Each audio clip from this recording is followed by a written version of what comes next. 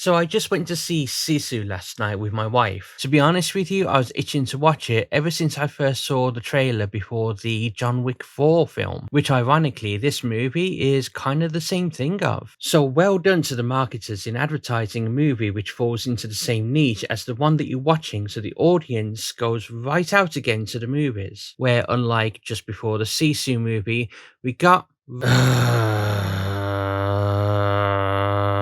but that said, that doesn't actually have anything to do with the movie, so let's begin, shall we? So for those of you who don't want any spoilers, I'll begin with the general tone of the film, as well as a general synopsis. So the R rating is well deserved. Let's put it this way, it's not exactly a Super Mario Bros. Movie, but it should be just as popular.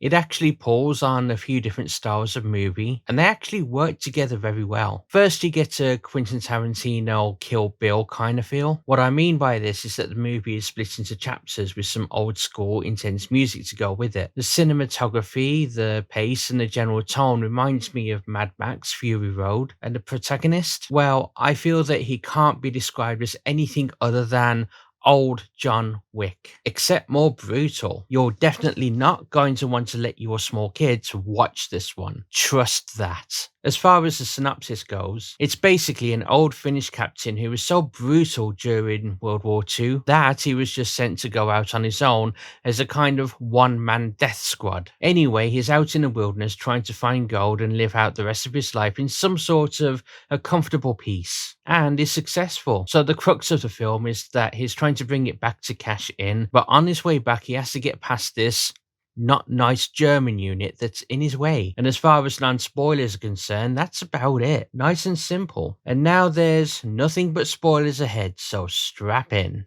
So as I mentioned, the story picks up at the end of World War II, and the not so nice German people are scorching the land and destroying pretty much everything in their path on the way home. They're obviously not too happy about having to go back with their tails behind their legs, and they're taking home whatever they can, whether that be trophies, gold, and even women that they can have their way with, which they do. And yes, I can already see that there's going to be an uproar on social media about there's yet another movie depicting the male gaze and the mistreatment of women. Well, guess what? That's the kind of stuff that happened back then. This isn't a Supergirl movie, just deal with it. Anyway, old John Wick is on the way home to cash his gold in when he comes across a squad of not nice World War II Germans who kind of pause and just stare at him for a bit. But eventually they let him pass as they figure that an upcoming checkpoint is going to get killed anyway. Don't worry though, we'll get back to them later. So when old John Wick gets to the checkpoint, they discover that he's full of gold. They capture him and is about to put him to death. And then we get the same kind of look as we get in Kill Bill when she just hits her mark and is about to take revenge upon them. So old John Wick gets angry and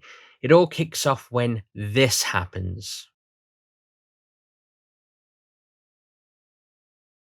So I'm not actually going to get into the rest of the action scenes, as you really do need to see them for yourself. But let's just say this, they get better.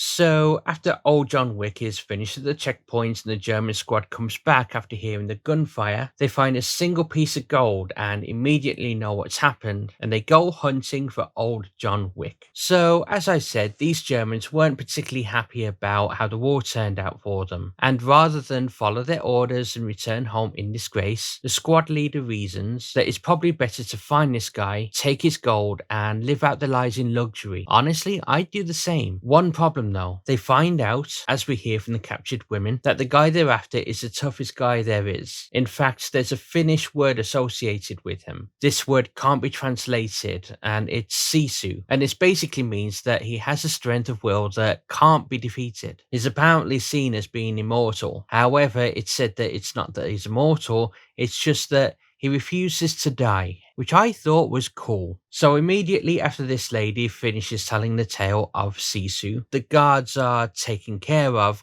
by old John Wick. He gives control of the prison van to the ladies, who shoot the crap out of the soldiers in the next vehicle. The rest of the movie kind of goes how you'd expect, with the Germans just trying to kill the guy, and when they can't, they try to escape the rampage. Oh, and through all the action, not a word is uttered by our, I guess, hero. That is until spoilers. Honestly, if you don't want to know the ending to the movie, I would go forward to this time code. So after only just surviving the trip and to cash the gold after killing literally everyone who was an issue for him, he gets to the desk at the bank, empties the bag of gold onto the counter and asks in his own language with subtitles, and I'm not going to give the exact quote because I did see it when I was very tired and very late. He asks if he can have the money in large bills so it won't be so heavy to carry around. And that's it. The movie ends. So here are my thoughts on this. Honestly, I'm not sure if the action and shoot 'em up movies are going to be the new trend right now, but if this film is anything to go by, I really hope to God it does. Unfortunately, I feel this is one of those golden nuggets, pun intended, that would just go under the radar. If that happens, it'll just be a damn shame. I thoroughly enjoyed this movie. It's just one of those simple concepts that works and there's just not too much thinking involved. And when I say that, I mean in the right way. I mean in just the way that you can just sit down and enjoy the ride. The fact that a guy doesn't even speak throughout most of the movie is just a testament to how powerful show, not tell, actually can be. You kind of do get a feel of old John Wick's whole story by just the sheer amount of scars and unhealed wounds on his body. Alright, I gotta admit that there are a few things that this guy should have been killed by, and it did kind of feel like how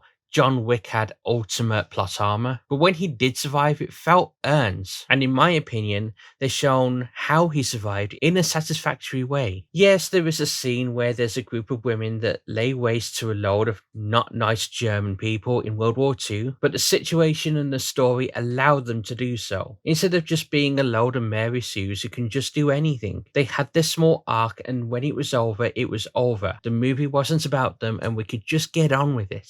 So this is a brutal, unforgiving, not overly action-packed movie, but when there was action, it was so good. And for another revisit of World War II, I think this is a great, nice, fresh take. It didn't need an epic end-of-the-world story or a complex plot. It basically had did what it said on the tin and you can bugger off kind of feel. And honestly, I'm all here for that. But there is just one question that I've got to ask you.